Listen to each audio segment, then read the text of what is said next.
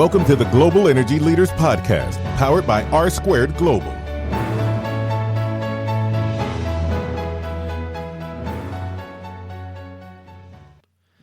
Welcome to another edition of the Global Energy Leaders Podcast. As always, I'm your host, Ryan Ray. So good to have you. And today, we're getting into solar energy, but in a different perspective than we had before. We're actually going to look at it from a crowdfunding perspective. And to help us with that, we have Andreas Karelas from RE-volv to walk us through this process and kind of tell us what's going on in the industry. Andreas, how's it going today? It's going great, Ryan. Thanks so much for having me on the show. Well, I looked at your bio here, and we're going to link to all that in the show notes so the listeners can kind of see where all you've been, but you've got a very impressive background. So what kind of got you into energy and to solar specifically? Yeah, great question. Well, I think, I started out, really thinking about the question of climate change and looking at the environmental sort of issues that come about from traditional energy sources on the one hand, but then really started looking at as well the fact that clean energy just makes so much more sense for so many reasons.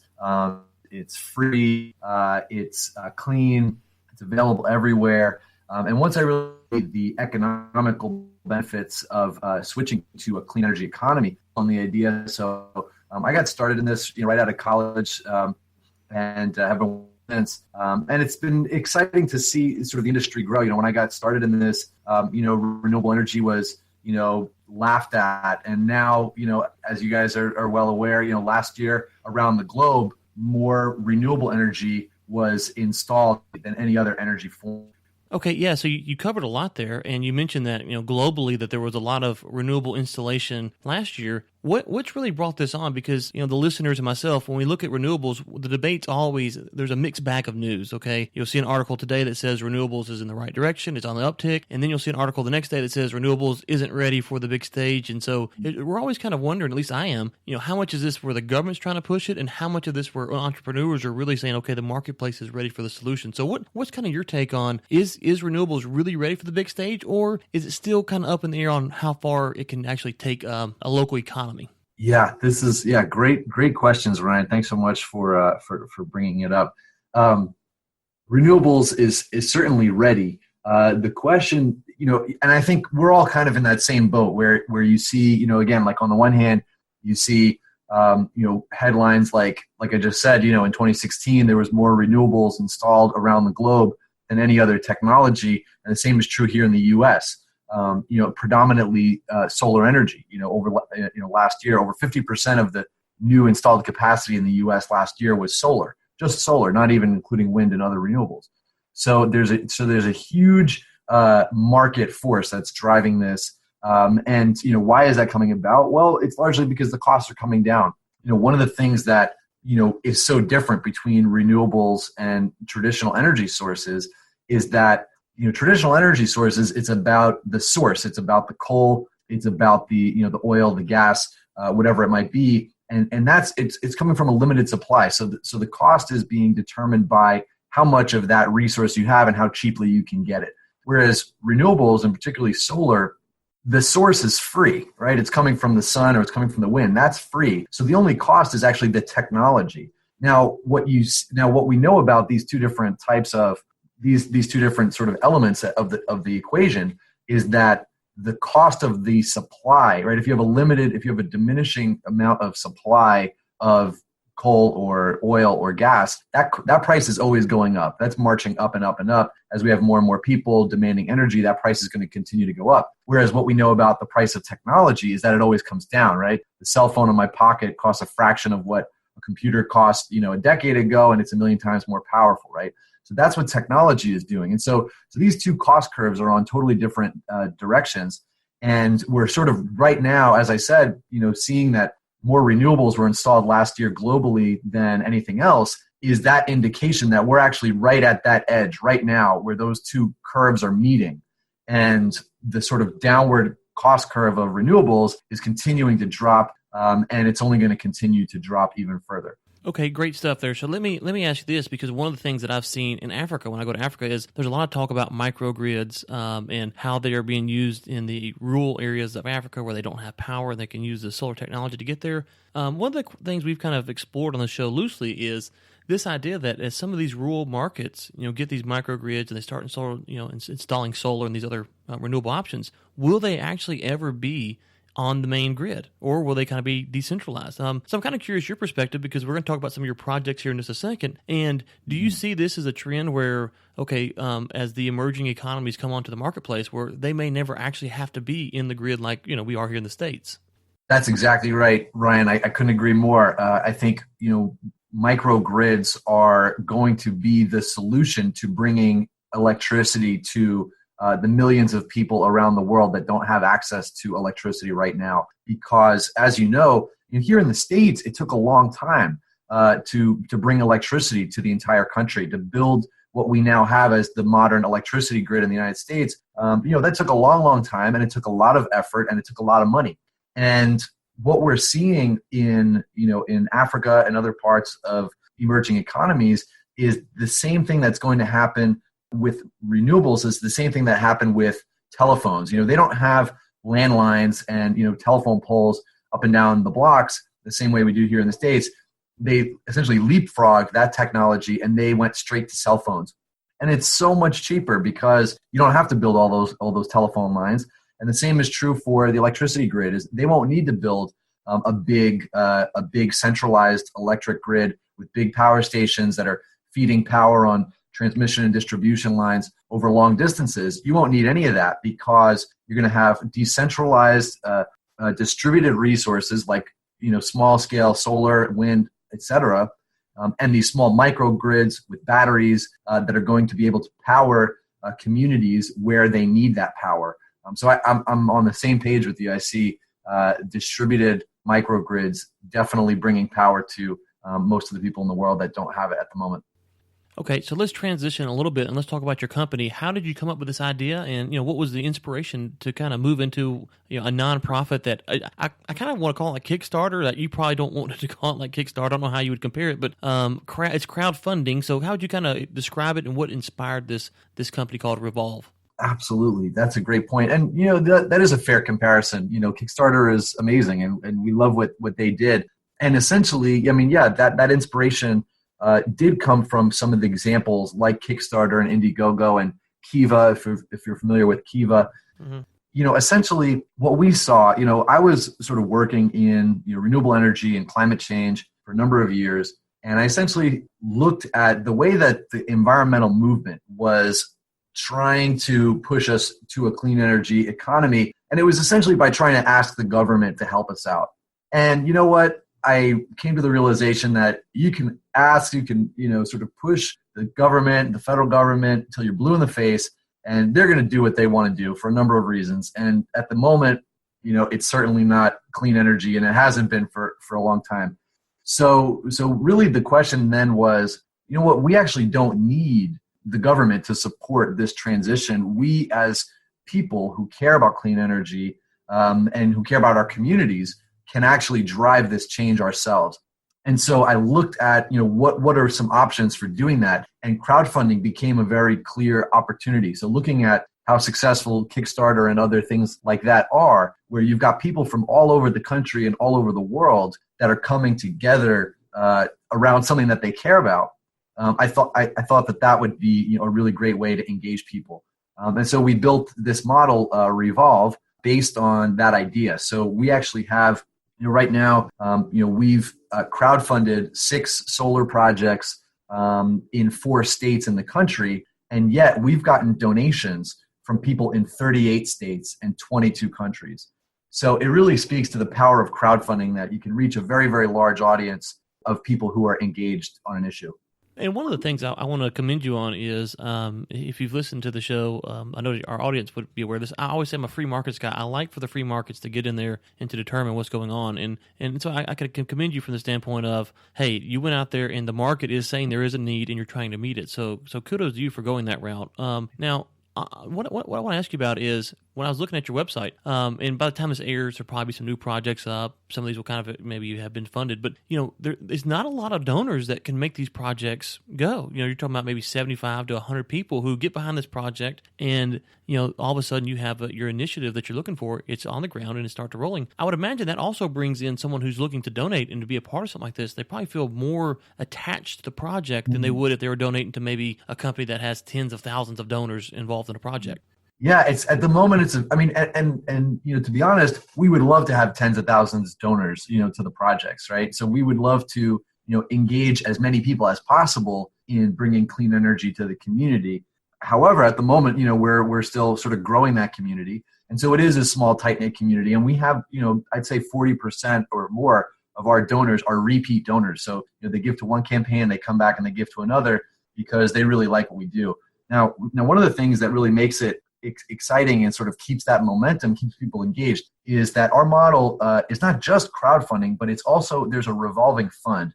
And so what I mean by that is essentially what we do is we finance solar energy projects for nonprofit organizations that serve their community. So think the local church or school or homeless shelter. That's a small scale project. Big solar companies don't want to work on it. And nobody's really providing financing to those groups. And so we go to the community and we say, hey, everybody, let's chip in a few bucks and put solar up on the local nonprofit, and the nonprofit will save money on their electric bills, and they'll be able to pay, and they'll be able to use that money to increase sort of the benefits that they provide to the community. And so what happens then is they're actually saving money on their electric bill, these nonprofits, but they also pay RE-volv back over time. And what's exciting then is that money gets distributed on our platform to the donors who donated to that campaign. So every month, those donors are getting a repayment in their portfolio, and then they get to choose where to reinvest that money on the platform. So they can pick another solar project for a different community and say, you know what, I want my repayment from this first project to go to this second project. And they can continually reinvest the money on the platform, and it grows with interest over time. And just to clarify real quick, could they pull the money out as well, or is it meant to stay inside of the RE-volv system? Good question. They can't take the money out. It's because when they first gave it, they made a tax-deductible donation to RE-volv. So the money stays in, and they can't take it out, but they can continually reinvest it in their own revolving fund on the platform.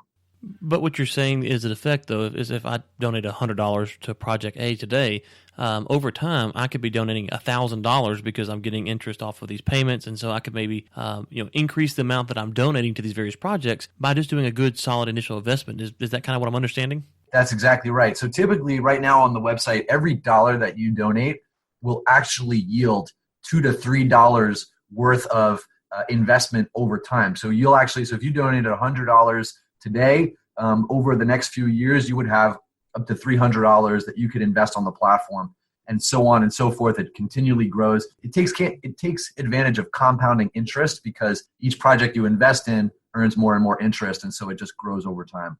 Absolutely. Well, one thing you said there a minute ago I wanted to circle back around to was the first time I really saw solar en masse, I was in Johannesburg, and they were showing me around, and they had these people who were in poverty, obviously, and all of their houses had hot water heaters on the roof with solar panels. And I thought, wow, that's a pretty good way to save money for these people who can't afford basic electricity probably. And then fast forward about a year later, I got to I'm in Texas now, as I mentioned before the call, but I used to live in Louisiana, and I was on the board of a homeless shelter there. And as you mentioned, every penny, you're trying to make sure, A, you're being very wise and very charitable and very good steward with what you do with the money because people are giving it in. And so being able to reduce the power bill for nonprofits, especially like a homeless shelter, I could see that being a big dividend because all of a sudden now you don't have to worry about, there's extreme heat wave or a cold snap or whatever. Not a lot of nonprofits don't have the budget to kind of handle those kind of severe weather changes. So I can see that there's a big need in that sector alone. And what's the response been from charities like that? Oh yeah, no, you're totally right. And actually, I'd love to follow up with you afterwards about that homeless shelter you were on the board of and see if we could put solar up on it. Absolutely. Yeah. So no, that's really at the heart of this mission, right? Is nonprofit organizations like the homeless shelter you served on the board of around the country they struggle to make their electricity payments. Electricity payments go up every year. Like you said, it's uncertain. They typically fluctuate throughout the year. So they've got, huge energy bills in the summer when they've got their AC on, and it's really a challenge for them to meet that. Now, solar energy can save people money on their electric bill. We try to save the nonprofits that we partner with at least 15%, sometimes 30 or more percent on their electric bill in year one. And that gradually increases each year. So typically they're saving 30 to 40% throughout the 20-year lease term. And after that, they have free electricity. So then they're just totally powered by the sun. Now one of the issues that the industry faces is that the big solar companies that provide leases to homeowners, homeowners around the country can benefit right now from going solar with a solar lease, the way I'm describing. They don't have to pay anything up front. A solar company will put the panels on the roof for free, and they'll start saving. Essentially, they'll just pay a lesser electric bill than they used to pay before. It's as simple as that. Now, nonprofit organizations, unfortunately, don't have that same luxury. They don't have solar companies offering them a deal. Now, why aren't they sort of involved in this opportunity? Well, one is that one of the drivers for solar is an investment tax credit, the solar investment tax credit from the federal government. Now, because a nonprofit doesn't pay taxes, they can't take advantage of the tax credit. So that cuts 30% off of the deal right there. And so solar companies aren't interested in working with it. The other issue is that solar companies look at these small nonprofits as a risky investment. Is this homeless shelter going to be around in 20 years? And sort of, what's the credit rating for it? Well, a lot of these nonprofits don't have an easy way to show their credit. And so they're looked at as risky investments. They're also small projects that we're working on, typically under 30 kilowatts. If it's a big nonprofit hospital or something like that, then the solar industry would typically do a project like that. But the projects that we're doing is small scale, churches, homeless shelters, schools, et cetera. These are places that are left out of the market. So that's really why we focus on this. And most of the nonprofits that we talk to are really excited that somebody is offering them this opportunity and that somebody is really providing them an opportunity to get involved in going solar and saving money on their electric bills. No, absolutely. It sounds great. Well, look, thank you so much for this. We're going to link to, obviously, your website and your LinkedIn, I believe, in the show notes. But is there anything else that you would like to plug or promote that maybe we didn't get to today so the audience would know about? Absolutely. Yeah. Thanks, Ryan. So essentially, we actually have one of the things that I want to mention is that the way that we find the nonprofits is by partnering with volunteers and college students around the country who go out into their community to find the local nonprofits and then to run the crowdfunding campaigns on our website. So if you go to revolv.org, RE-volv.org, you'll see we have 4 crowdfunding campaigns going on. Those crowdfunding campaigns are in Oakland, Milwaukee, Philadelphia, and Scarborough, Maine, right? Now, 3 of these are being led by college students in their communities, and one of them is being led by volunteers. Now, these folks are, putting their time and energy in to help a local nonprofit in their area. So I would just, ask the listeners, go to the website, check out the crowdfunding campaigns. You can watch the videos, which are super inspiring, and hopefully you're inspired to donate and support this work and hopefully get involved for future campaigns as well. Well, and there's a lot of wisdom there. We all have organizations that are on the national level that we like to support, but it's really the ones that are in our backyard we seem to get the most involved with. So I think that's a great idea. One clarification, because we do have an international audience. If someone in a foreign country wants to get involved with this project, are y'all able to work outside the U.S. or is it U.S. only? The projects that we're crowdfunding for are focused in the U.S. And we really feel that we need to bring solar energy to the mainstream here in the U.S. first, and that's our focus. However, like I said earlier on the show, we've got donations from people in 22 countries. We've gotten donations from people in Nigeria and Sri Lanka and the Philippines, you name it.